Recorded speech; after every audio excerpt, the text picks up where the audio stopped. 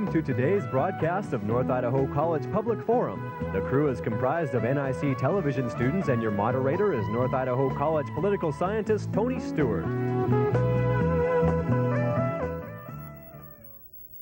The topic of today's program is about a new organization that's been created in the Pacific Northwest. I know many of the viewers that are watching today are very aware that over the past 2 and 3 years in particular, a lot of very positive activities have been taking place in what we would call the field of human rights in the Pacific Northwest. The Kootenai County Task Force on Human Relations has been heard from, and among other things, the City of Coeur d'Alene received the Raul Wallingberg Award. Well, out of all of this, something new has happened, and about 6 weeks ago, there was an organization that was created called the Northwest Coalition Against Malicious Harassment, Incorporated. That new nonprofit corporation, which will be incorporated, or has been in the state of Idaho, but will serve the 5 states of the Pacific Northwest, is in operation to help individuals and victims and to educate in the process of trying to combat bigotry and prejudice, both racially and religiously.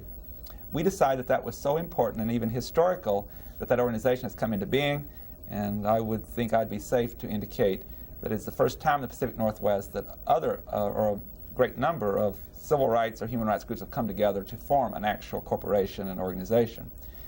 With that introduction, I'm happy to welcome to the program Father Bill Wasmuth, who is the Catholic priest at St. Pius Catholic Church in Coeur d'Alene and has recently been elected as president of this new corporation that serves the 5 Pacific Northwest states. Bill, we've had you on the program a number of times before, but this is a new undertaking. We're here today to discuss that, and happy again to welcome you to the program. Thank you, Tony. Good to be here. And I'm very happy to welcome 2 regular members of the panel to assist today in the questioning. To my immediate left is Mr. Steve Shink, who is Director of Informational Services at North Idaho College, and longtime panel member and Coeur d'Alene attorney Janelle Burke, and we shall ask Janelle Burke to commence the questioning. Father Bill, perhaps you can tell us what exactly is the Northwest Coalition? Northwest Coalition is a grouping together of the different human rights groups throughout the 5 northwestern states of Washington, Oregon, Montana, Idaho, and Wyoming. Human rights groups, we mean like human rights commissions that are directly under the governor's offices. We mean national organizations that have groups here, such as the Anti-Defamation League of B'nai B'rith, the NAACP. We mean local task forces like our own here in Kootenai County, or the Interstate Task Force in Spokane, or the task force over in the Seattle-Tacoma area. We mean membership into this group from cities, counties, churches. Forest Service, I know, has a human rights committee as a part of their organization, maybe from them as well. It's open to any group, any organization of 5 or more members who have human rights as their goal, as their purpose, and who would be in accord with our purposes as a coalition. What kind of a structure, then, does this group have? We've worked at that long and hard, and we're hoping that this kind of a structure works. General membership, open to anyone that fits the qualifications. And then there will be a governing board of directors or council, and that is made up of 30 people. The representation onto that council has been rather laboriously worked out so that we have cross-section of the different groups. One representative would be as appointed by the governor of each state, so we'd have 5 there. We'd have some representatives who would represent the different national groupings who have groups in the Northwest, such as NAACP, ADL, the Northwest Indians group. I can't think of the exact title for that right now. They would have some representation there. Cities and counties would have some representation. Just as far-flung, broad-based a representation as we can on that council. And then that council would elect 4 officers, a president, a vice president, a secretary, and a treasurer. As Tony indicated, I am the interim president here until we move from this stage of beginning through our first full meeting of membership in October, and through that full membership onto that first council, which will then elect the first full-term officers. Steve Sheen. Father Bill, I'd begin by congratulating you on your selection as the interim president of that coalition, and the coalition on their excellent choice of leadership. Why 5 states? Is there a particular logic behind those 5? Sure. That goes into the way background kind of basis for why we started this coalition.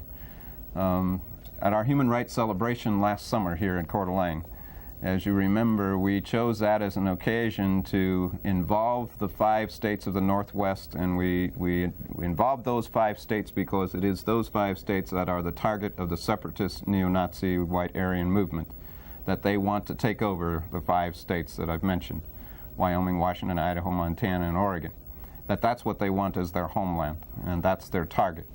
And so we felt, as we prepared for that Human Rights Celebration, that it was time to alert the people of the 5 northwestern states to the threat that the Aryans presented. That it wasn't just a problem for northern Idaho, it wasn't just a problem for Kootenai County, that indeed the Aryans had their mind on all 5 states, and indeed they had some people who were starting to do different things in those 5 states. The Order was a good example of some of the terrorism that was starting to be committed in those 5 states. They based themselves out of Utah for a while, out of Wyoming for a while, excuse me. They had a home base in Boise for a bit. They were tried in Washington. Some of the crimes were committed in the other states. And so we, at that time, for that Human Rights Celebration, asked the governors of the 5 states to send a representative or come themselves, or to send a message at least, and the 4 of them did. Oregon, Washington, Montana, Idaho did. Governor Evans was here, as you recall. And we also asked the cities and counties of those 5 states to support us with a resolution as well, and some 200+ cities and counties, big and little, throughout the 5 states did that. It was from that Human Rights Celebration and the interest that was begun there that people started to say, maybe we should have something a little bit more permanent. Maybe we should have some kind of an organization where we could unite the human rights groups of the 5 northwestern states, so that as a grouping we could accomplish what each little group could not do. That if some small group needed some assistance or had a task that they couldn't accomplish by themselves, then maybe the coalition could accomplish it. So we're not wanting to take anything away from the local groups, whether they're community-based groups such as our task force or state human rights commissions, but rather we're hoping that this coalition will enable all of those groups to be more effective in their job, and enable us to present a very united and a very strong, through our unity, a very strong human rights stance to our citizens of these 5 states and to anyone else who might threaten that. I suspect that your selection as the first president is not an accident. I also suspect that the local task force had a leadership role in the formation of this new coalition. You combine that with the recognition that group has received in the form of the Raoul Wallenberg Award, and I'm wondering if this isn't a vehicle to allow the Kootenai County Task Force on Human Relations to provide a little leadership to these other states in terms of organizing effectively against racism and other kinds of prejudice. Mm-hmm. If we can be of any help to some of the other areas and some of the other groups, we certainly will. There are, on the other hand, already some very strong and powerful human rights organizations in other parts of these 5 states, both on state levels. The Human Rights Commissions in Washington, for example, has a lot of strength. Some of the national groupings like the American Jewish Committee and the ADL, they have good strength and have done a great deal of work already in their own areas. So while we have a great deal of visibility with the Kootenai County Task Force, and yes, we have received the award and been acknowledged in that way, I really feel like our leadership comes maybe from having had the Human Rights Celebration last summer and beginning that, and then some from our visibility right now. But in terms of quality of people that make up this organization at its beginning stages anyway, we're one amongst many, not in any way the front runner there. I'd like to pursue that too. Bill, I know that this has been a long process. By the time this show airs, it's been about 8 months. Mm-hmm. The steering committee that created this organization met in Spokane and Seattle and Portland, and the final meeting was in Coeur d'Alene when it was made public and it was announced. But I'd like to take just a moment to ask you, when you look across the United States and we talk about civil rights, we look at such outstanding organizations as the NAACP, and they've been very effective in taking many cases to the U.S. Supreme Court. But that is an organization that represents the black community. Mm-hmm. You have the American Jewish Committee, you have the Anti-Defamation League, and they've done an excellent job in the representation of combating anti-Semitism. But I'm not aware of an organization with quite this kind of makeup. I know you've been Mm-hmm. emphasizing that, but I think it's important to make the point that the Northwest Coalition Against Malicious Harassment is not an organization of one civil rights group, but is really a composite of all human rights groups that are located in the Northwest. What I really want to get clear, if you don't mind, I know you have the bylaws with you and the corporation papers, and there is a section there that indicates that on the board of directors that there will be certain seats set aside for major minority groups in the Northwest. Would you mind going through those with us? I'd be glad to, more accurately than I did a moment ago, go through all of the membership for that board of directors. As I mentioned, one person would be representing each member state selected by the governor of that state. And then 10 persons representing member regional or national civil rights organizations as follows. American Jewish Committee 1, Anti-Defamation League 1, National Association for the Advancement of Colored People 1, Urban League 1, Hispanic Community 2, and at least one of those will be from the League of United Latin American Citizens, American Indian Community 2, at least one of whom shall be from the affiliated tribes of the Northwest Indians, Asian American Community 2, at least one of whom shall be from the Japanese American Citizens League, and the member organizations will select their own representatives to the council. That whole process we haven't got worked out there terribly well yet. And then 2 persons representing local human relations organizations, task forces from each of the above-named states, and then 1 person representing law enforcement from each of the above-named states. So that'll make up the member of that council. I think one of the other unusual things about the makeup of this council and of the whole coalition is that we are composed of both public groups and private groups, if you want. Human rights commissions are public groups at the service of the governor's office and appointed by the governor's office of each state, and there are varying formats of that in the 5 northwestern states. At the same time, our task force is a local citizens group. It's made up of concerned citizens who have gathered together not under the direction of any political authority or any other authority, just because we are citizens who are concerned about the issue. So we have a wide spectrum of makeup there in terms of public groups, private groups, local small groups, national groups represented in our area. It's a phenomenal grouping. I certainly have hopes that it will come off, and I have great expectations that it will work. It could have phenomenal implications if it works really well. I just want to get that point across. It's truly unique from both perspectives. It's unique in the number of civil rights organizations that are going to be on board, and number 2, this public-private coalition.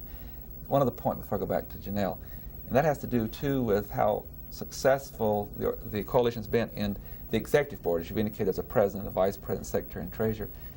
I wish you'd just kind of walk us through the executive board, and I'm thinking of 2 things. The kind of diversity of those 4 people that are on the executive board, and also that there's diversity by state. In other words, this is not a local organization, it truly is a regional organization. Is that not correct? Yes, it is. The 4 people that are the officers of it right now are myself as president from Idaho, from Coeur d'Alene, and vice president is Oscar, and I was just trying to look for his last name because it slips me at the moment. Eason, there we go. I hope he doesn't see this program or I'll be in trouble. Oscar Eason from the Puget Sound Task Force in Seattle. And then Rosalind Borg is secretary, and she's from Portland. And Ann McIntyre is from the governor's office in Montana, and she's treasurer. So we have the officers from all 4 states as well. And Oscar has been active in groups like the NAACP. Right, very much so. And Rosalind Borg heads the American Jewish Committee in Portland. So I'm trying to make the point that the various groups are represented well, too, as well as the state. Yes. Janelle Burke. What is the purpose of the Northwest Coalition? Tony mentioned earlier that it's to provide assistance for victims, but what other kinds of things, what other purposes does the Northwest Coalition have? Our basic purpose is stated as addressing the problem and threat of religious and racial harassment and violence in the Pacific Northwest, and to present a united opposition to such activities. So that's a very general kind of purpose, but we want to address that problem as it exists in our 5 northwestern states and oppose any, to provide a united opposition to any groups that might be pursuing that goal. Now, what is your definition of harassment? When you say malicious harassment, what do you mean by that? I would mean the same kind of thing as is defined by our Idaho state law now in terms of harassment. That means verbal, that means physical, that means intimidation for racial or religious reasons. And so those are the purposes that are behind your organization. Can you maybe expand just a little bit on those purposes. What kinds of activities would your group endorse to provide assistance, either for victims or perhaps to eliminate that kind of behavior?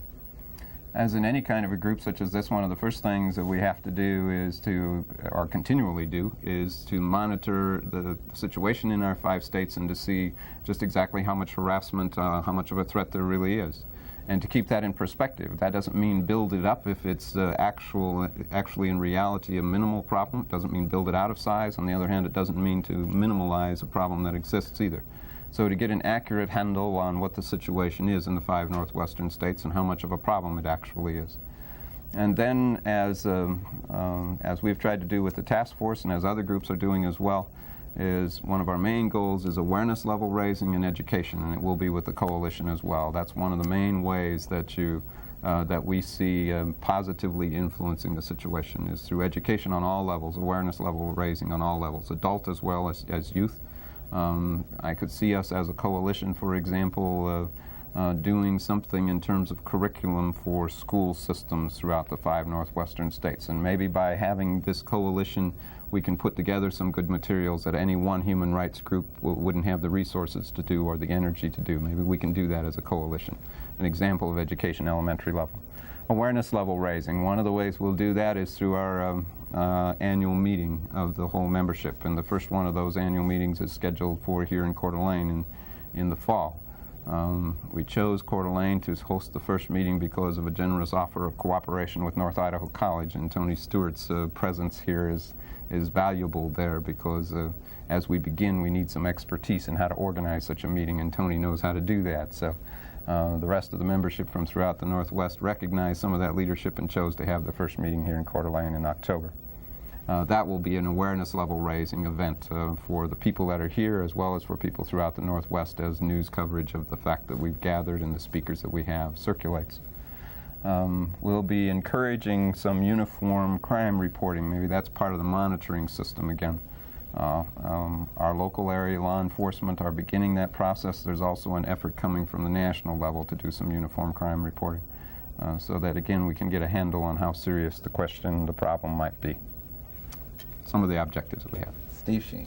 Idaho is noted, Father Bill, as the state with the strictest anti-harassment statute in the country. How do the laws in the other 4 states that form this Northwest Coalition compare? Oregon and Washington compare quite favorably. They have similarly strong laws in opposing harassment, as I understand it. Washington has been, during these past couple of years, struggling with a paramilitary training bill similar to our anti-domestic terrorism bill that was passed in our legislature this past year. And that didn't make it again this year. It was defeated once more. But they're working at that, struggling at that. I'm not terribly clear about Wyoming and Montana, but as I think that that their laws in this regard are a bit less stringent than ours. I noted that among the makeup of the coalition membership is a law enforcement representative from each state. Mm-hmm. Is there a conscious attempt here to try to create another kind of a network that would monitor illegal or suspected activities in this region, or is that simply incidental to the purposes of the organization? No, I don't think it's an attempt to create another organization to provide law enforcement. I think they're linked together well enough. We wanted law enforcement personnel to be a part of the coalition because they're very much a part of the enforcement of the rights of people according to the laws of the land. And to have them be a part of the coalition, just as we have had law enforcement as a part of the task force from its very beginning, seemed to be a good cooperative effort that produced a lot of good results. So we're not trying to form another super regional police force of some sort, not by any means. You probably wouldn't forgive me if I didn't give you this opportunity to do this, because you've addressed the fact that there's going to be an annual convention that the membership will come together and have programs, speeches, workshops, seminars, and so forth. And this is going to happen every year. And you've indicated the first one is in October in Coeur d'Alene. But that can't take place until you have membership on board. That's right. In addition to this board of directors that the coalition consists of. Now, let's talk a little bit about the membership. You have mentioned earlier in the program who can join. But surely there's someone out there watching in various organizations that say, okay, we want to become part of this coalition. At least we want to see the bylaws and the corporation papers and then decide if we'd like to join. So I want to give you this opportunity to talk to our viewers on how to become a member in the organization and how to contact you. It's our first challenge really is to develop membership and to search out the various groups throughout the 5 northwestern states and invite them to be a part of the coalition. And we've got a subcommittee already working on that process. I just spoke with them yesterday, as a matter of fact, to see how that process was going, and we're getting it off the ground gradually. Any group can become a part of the coalition, or maybe I should start with information, can get more information simply by writing to me at 625 East Haycraft in Coeur d'Alene, 83814. I think we better give that to them again. They probably need to get a pen and also get that down. So we'll go that again, please. 625 East Haycraft, Haycraft, and Coeur d'Alene, 83814. And I'd be glad to send them as soon as it's formulated, and we should have it formulated by the time this program is aired. Our membership form and a brochure describing the coalition a little bit more. And then to have them respond according to that information to our membership committee. We do have a screening process for membership onto the coalition. We need to verify that the group has purposes and goals that are in accord with ours. That seems to be fairly evident why that might be necessary, lest we have some people trying to join that are in exact opposition to what our purposes are. And so we do have a screening process there and a membership committee to handle that screening process. I don't see any problem there for 99.9% of the groups, but we needed to set that up for the 1% that might be a problem. And the fees, the dues for a year are $25. We purposely kept them low so that any group could become a part of the coalition and wouldn't be financially hamstrung by it. We're obviously going to have to finance this group with means and monies beyond the dues. We can't finance a coalition like this at $25 per member, and so we'll be looking for some grant money and already doing that searching process for some grant money. So membership, by contacting me, get the information, sending in the request for membership to the membership committee in accordance with that information, and $25 eventually. Janelle Berg. Why is an organization of this type necessary in the 5 northern states, Pacific Northwest states? Why has this organization come about? I wouldn't exclude the possibility that such an organization might be necessary in a lot of other parts of the country as well. Yes, because I would agree. I'm convinced that, myself, I'm convinced that part of what's happened in our country in the last 10, 15 years is that after the civil rights movement of the 60s and the changes in the legislation and the laws of that time, that people, even some of the activist people, felt that the situation had been taken care of and that things would just resolve themselves now and we would be free of prejudice and racism in our country. And some apathy set in perhaps as a result of that time, after that time. And I think what we're seeing now is that that apathy in our society, or apathy in our states, or apathy in our communities, apathy in any one of us on this issue is going to eventually be counterproductive to the whole issue of human rights. Prejudice and racism will rear its head again, as is happening not only in our area in terms of the Aryan nations, but in Forsyth County and in Howard Beach, New York, and in the youth gangs of Chicago and LA and some other cities. An article in the newspaper just a month or so back where racism and prejudice was surfacing on college campuses. I mean, you can read that all over. And so the ultimate reason why such a group is necessary, why such a group was formed, is because there is prejudice out there and there is racism out there, and we need to be doing anything that we can as a society and within our society to combat that, to eliminate it, to do the education that's necessary to eradicate it. It's because there's prejudice out there, it's because there's intolerance out there is why such a group was necessary. And what I hear you saying is as long as there is prejudice and intolerance out there, we need to continue to strive to remove it. That's right. And so this may be an organization that is lengthy and long in its goals and purposes, in recognizing its goals and purposes. Just as the Kootenai County Task Force on Human Relations will be around after the Aryan nations are gone, because we very much believe that there's work to be done for good human relations in our county way beyond the fact of the presence of the Aryan nations. so too the coalition will be there after the territorial sanctuary concept has long disappeared.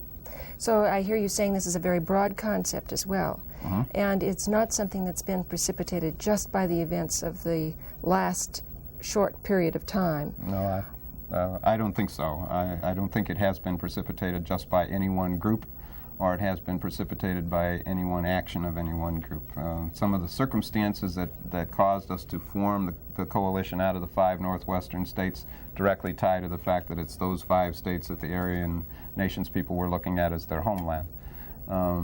But that the coalition's goals are much beyond that, yes, certainly. We're going to be working at good human relations and amongst all peoples of the 5 states. We're going to be working at eliminating any racism or prejudice, no matter how it might surface.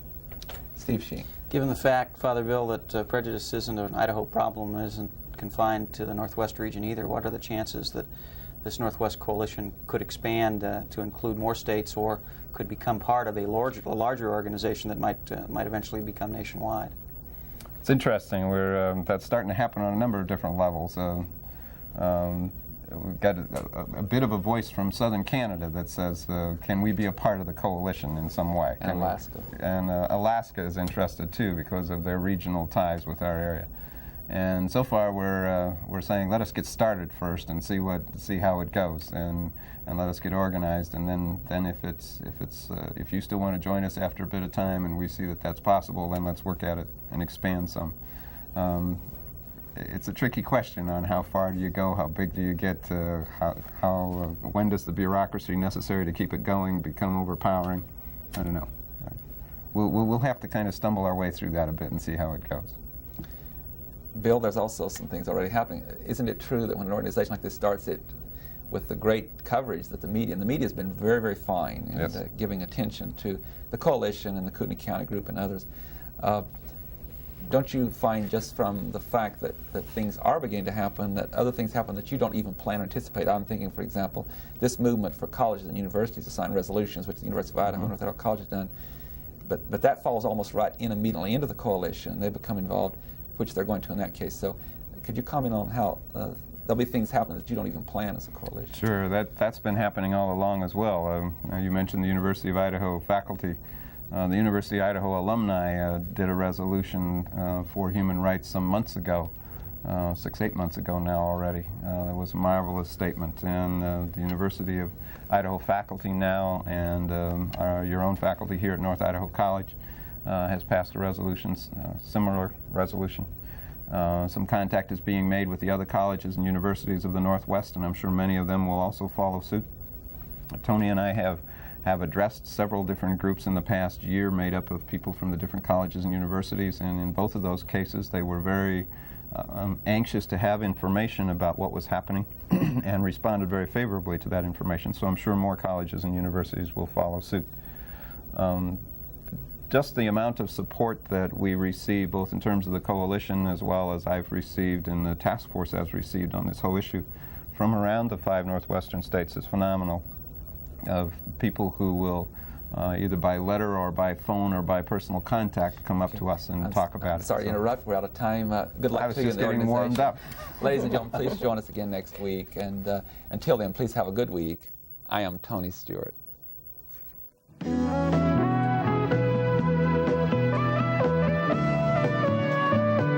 North Idaho College Public Forum can be seen at the same time each week over this station. This production was videotaped earlier by an NIC student crew for viewing at this more appropriate time.